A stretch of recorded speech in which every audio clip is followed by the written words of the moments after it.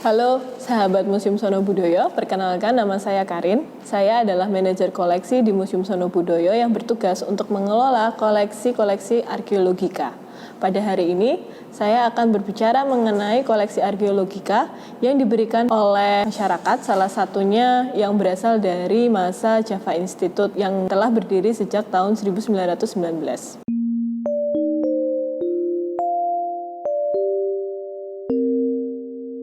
Jadi kalau kita menilik balik mengenai koleksi Museum Sono Budoyo, ada beberapa koleksi yang memiliki beragam variasi yang berbeda dari asal-muasal koleksinya. Ada koleksi yang berasal dari hibah Java Institute, ada koleksi yang dipinjam dari BPCB Yogyakarta, kemudian ada koleksi yang memang diberikan oleh masyarakat kepada Museum Sono Budoyo.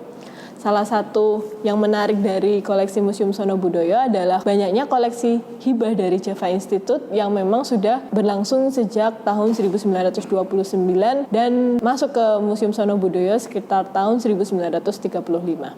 Koleksi hibah dari Java Institute sebetulnya sangat menarik karena koleksi-koleksi ini didapat pada era atau masa awal abad ke-20, yakni ketika pertama kali Java Institute didirikan pada tahun 1919 yang memang bertujuan sebagai lembaga kebudayaan yang pada masa itu memang untuk mencoba melestarikan warisan-warisan budaya dari Bumi Putra. Pada saat itu Java Institute berhasil mengumpulkan banyak hasil-hasil budaya, hasil-hasil kerajinan, hasil-hasil barang-barang purbakala yang didapat dari berbagai lapisan masyarakat saat itu. Nah, salah satu koleksi Museum Sono Budoyo yang didapat dari hibah Java Institute adalah yang dihibahkan oleh Nyonya Anna Jacoba Racing Wilkens.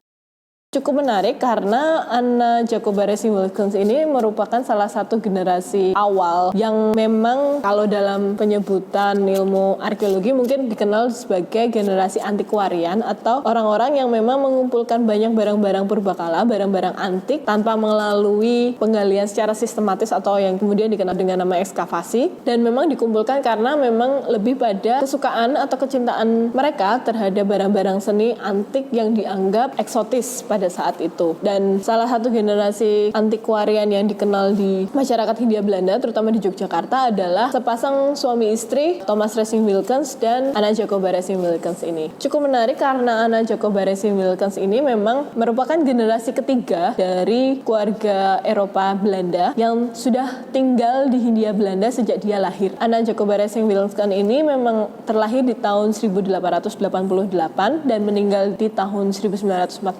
Cukup terkenal Nyonya Anna Racing Wilkens ini karena dia mengkoleksi banyak sekali barang-barang antik yang berasal dari konteks kebudayaan Jawa, konteks kebudayaan Bali dan sekitarnya.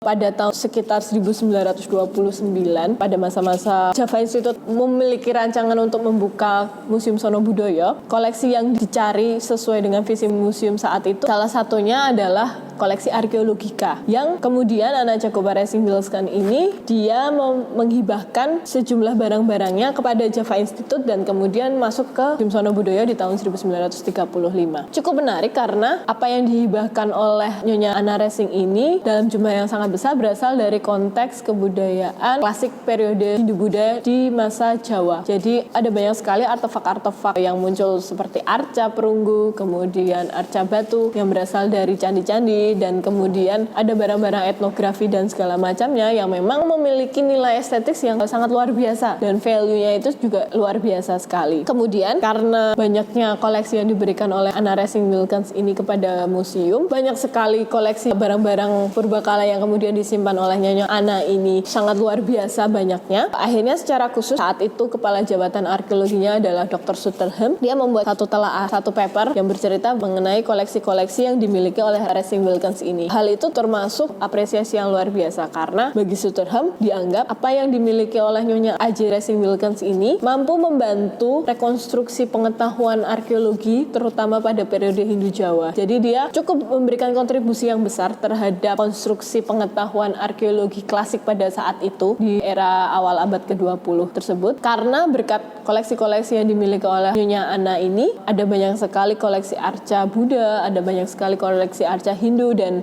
beragam artefak-artefak kuno yang dikumpulkan beliau, itu mampu membuat konstruksi pemahaman baru terhadap periode klasik di Indonesia.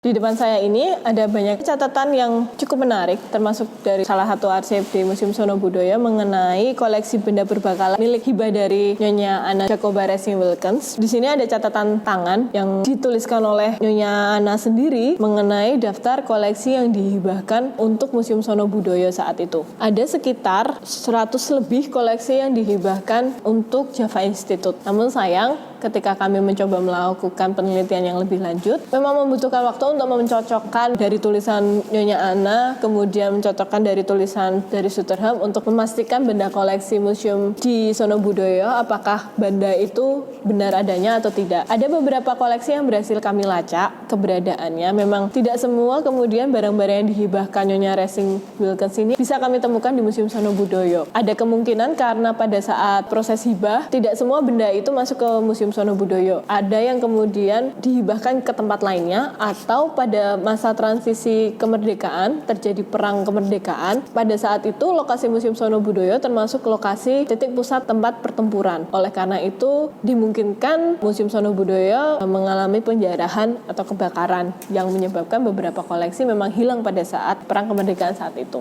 Ada beberapa koleksi yang di Museum Sono Budoyo masih bisa terlacak. Beberapa koleksinya adalah arca Dewi Sri yang bisa teman Museum Sono Budoyo temukan di ruang pamer museum saat ini. Jadi arca perunggu Dewi Sri yang sangat cantik tersebut memang merupakan hasil hibah dari Nyonya Anna ini untuk Museum Sono Budoyo dan masih disimpan dengan sangat cantik di ruang pamer. Selain arca perunggu, ada pula koleksi-koleksi lain seperti chandelier atau tempat lilin bertangkai 3 yang bisa ditemukan di ruang pamer. Kemudian ada lampu gantung dan beberapa arca-arca Buddha.